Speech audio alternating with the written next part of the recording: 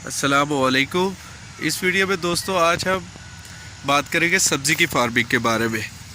दोस्तों सब्ज़ी की फार्मिंग एक मेहनत तलब मामला है।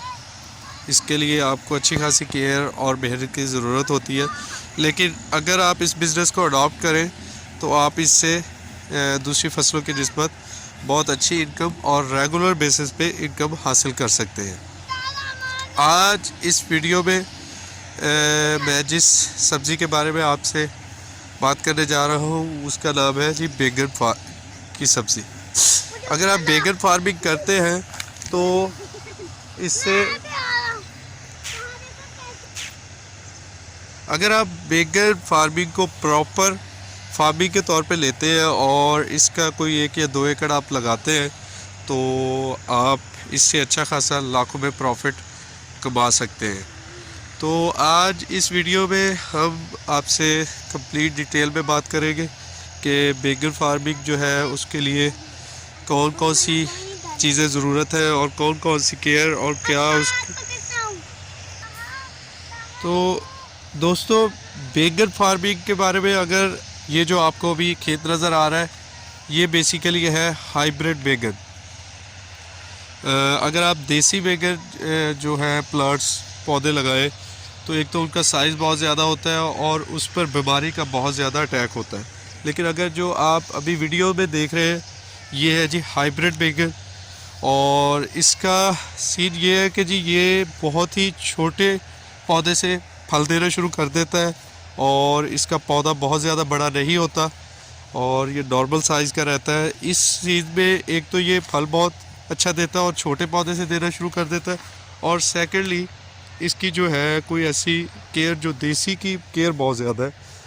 तो इसमें हाइब्रिड में जैसा कि आपको पता है कि हाइब्रिड सीड जो है उसकी फार्मिंग के लिहाज से कहा जाता है कि उसका बीज जो है वो आप आगे नहीं चला सकते। लेकिन बाज़ आगे भी उसका बीज बनाते हैं लेकिन वो वैसी पैदावार नहीं देता।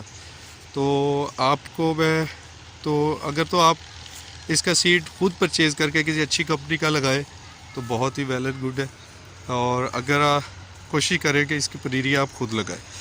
इसको कन्वर्ट करने के बाद इसकी केयर के लिहाज से मैं आपको बताता चलूँ कि आप जैसे कि ये देख रहे हैं तकरीबन इनमें ये एक साइड पे लगा हुआ है खेलियाँ निकाल के, और उसमें तकरीबन 1.5 से 2 फुट का खेली में हर खेली में गैप है।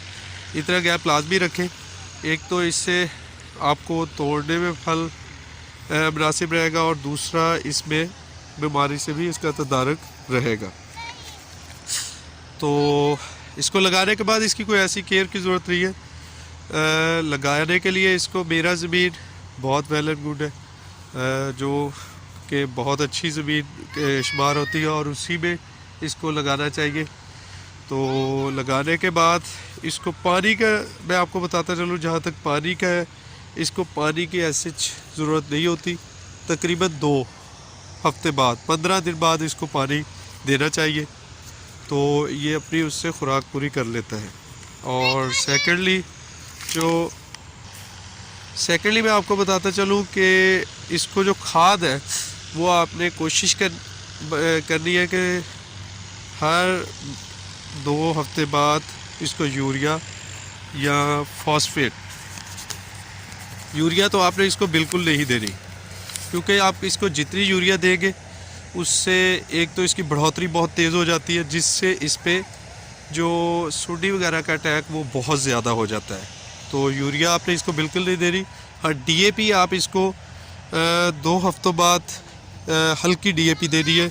इसके अलावा आपने इसको जो है पोटाश की खाद और या गवारा वो आपने इसको वक्तन DAP के साथ देती रहना है, हल्की मिकदार में, बहुत ज़्यादा मिकदार में नहीं। आपने इसको खाद बड़ी बैलेंस देनी है और हल्की देनी है, और यूरिया इसको बिल्कुल नहीं देनी है। अगर आप यूरिया इसको ज़्यादा देंगे तो वो इस पर बहुत ज़्यादा सुंडी और कीड़े का अटैक होगा, क्योंकि यूरिया जो है वो बढ़ोतरी बहुत तेज़ी से करती है। अब आ जाते हैं इसको लगाने का मौसम। फिर लगाने के लिए आपको स्पेशली अगर तो आप टनर फार्मिंग करने जा रहे हैं तो फिर आप इसको नवंबर में लगा सकते हैं। अदरवाइज़ अगर टनर फार्मिंग नहीं कर रहे तो आप लगाएंगे इसको जनवरी के एंड में या फरवरी के स्टार्ट स्टार्ट में। तो जैसे ही आप लगाएंगे तो उम्मीद है कि ये 1.5 से 2 माह बाद फल देना शुरू कर देगा। दूसरा, आपने इसकी गोडी प्रॉपर करनी है। गोडी का इस मामले में आपने ये गंद वगैरह नहीं होने देना। इसकी पहले तो केयर बहुत अच्छी थी, लेकिन अब क्योंकि ये एंड सीज़न चल रहा है तो इसकी केयर थोड़ी सी कम हुई है। तो आपने गोडी प्रॉपर करनी है, और स्पेशली गर्मियों और सर्दियों के दिनों में आपने इस पे गर्मियों और बारिश के दिनों में इस पे बहुत ज़्यादा स्प्रे की ज़रूरत होती है, क्योंकि गर्मियों में और बारिश के मौसम में इस पे सुंडी का अटैक बहुत ज़्यादा होता है। तो आपने कोशिश करनी कि जैसे ही बारिश हो के हटे तो मौसम क्लियर हो तो आप फ़ौरन स्प्रे करें। इसके अलावा गर्मियों में आप इसको एक दिन छोड़ के एक दिन लाजमी स्प्रे करें, ताकि आप जैसे जितना इसकी सुंडी पे कवर कर लेंगे उतना प्रॉफिटेबल होगा।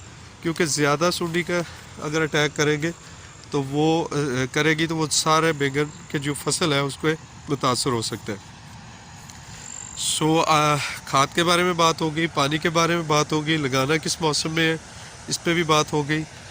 तो hybrid it's very wonderful. Hybrid लगाएं तो आप एक तो बीमारी से ये बचा रहता है, दूसरा ये बहुत छोटे पौधे से फल देना शुरू कर देता है। और इसमें अगर आप देसी पौधा लगाएंगे, एक तो उसकी ग्रो वो बहुत ज़्यादा फैल जाता है और उसका तोड़ने में भी मसला रहता है। और अगर आप हाइब्रिड लगाएंगे, आप देखेंगे बहुत छोटा पौधा है और इसके साथ आप देखें बहुत ज़्यादा बैंगन लगे हुए हैं अभी, तो मैं आपको दिखाता भी हूँ। तो हाइब्रिड लगाएं ना कि। और एक और बात, जब आप इसको जनवरी में इसकी जर्मिनेशन करें तो आप इसकी दूसरी साइड पे प्याज लगा सकते हैं, और बड़े अच्छे तरीके से आप 2 साइड्स प्याज की एक साइड पे लगा सकते हैं ऊपर नीचे करके। उससे आप उसके अच्छी खासी उससे आपकी अर्निंग हो जाएगी। और अगर आप जनवरी में लगाते हैं तो ये तकरीबन पूरा साल चलता है। तो उससे आप देखेंगे कि आप तकरीबन 1 एकड़ से आप अगर कम से कम भी या ज़्यादा से कम भी 10 से 12 लाख रुपया इजीली आप सिर्फ बैंगन से कमा सकते हैं। मेरा यही मशवरा है कि सब्ज़ी फार्मिंग की तरफ आए। इससे ये काफ़ी प्रॉफिटेबल बिज़नेस है। इसमें थोड़ी सी केयर की ज़रूरत है, लेकिन अगर आप उसको बहुत अच्छे तरीके से मैनेज करें तो ये आपको बहुत ही ज़्यादा प्रॉफिट दे सकता है। ये देखें जी, बैंगन लगे हुए आपको नज़र आ रहे होंगे। तो इसके अलावा इसकी कोई ऐसी ख़ास ज़रूरत केयर नहीं होती। गर्मियों में थोड़ा सा जब ब्लू वगैरह चलती है तो इसकी थोड़ी सी पैदावार कम हो जाती है। अदरवाइज़ ये बहुत अच्छी फसल देता है। और जैसे कि मैंने बताया कि गर्मियों में थोड़ा सा कीड़े का अटैक इस पर ज़्यादा होता है, तो आपने एक दिन छोड़ के एक दिन लाजमी इस पर स्प्रे करें। और जब मौसम उसका हो बारिश का, तो तब भी आपने इसकी स्प्रे प्रॉपर करनी है ताकि ये कीड़े से महफूज रहे। बाकी इसकी ऐसे कोई ज़रूरत नहीं है।